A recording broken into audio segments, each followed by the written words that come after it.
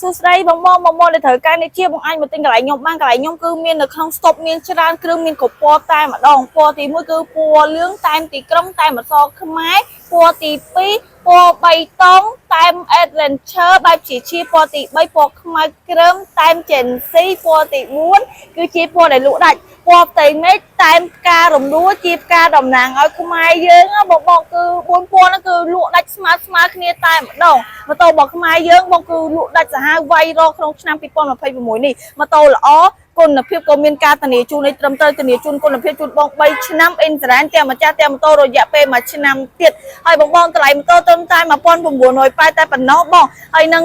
ថែមម៉ូតូជាច្រើនមុខដូចជាស្រាក់លេខប៊ីយ៉ាទឹកក្រូចមួយសុវត្ថិភាពសាំងកញ្ចក់អាគុយហើយនឹងធុងដាក់ខាងក្រោយនឹងទៀតសម្រាប់ម៉ូតូនេះបងគឺម៉ូតូដែលមានទីផ្សារហើយស្រាប់ងាយស្រួលលក់ងាយស្រួលអីទៀតណាបងណាដែលគាត់ទិញទៅបងចង់លេងគ្រឿងបន្ថែមលេងគ្រឿងខ្ជិលឈុតឬមួយលេងគ្រឿងការពារម៉ូតូអីគឺបងអាចលេងបានបងដែលចង់បានកុំភ្លេចតាក់ទងរហ័សតាម Page តាម Telegram ឬមួយតាមលេខទូរស័ព្ទខាងក្រៅបងអាចតាក់ទងមកបានណាបង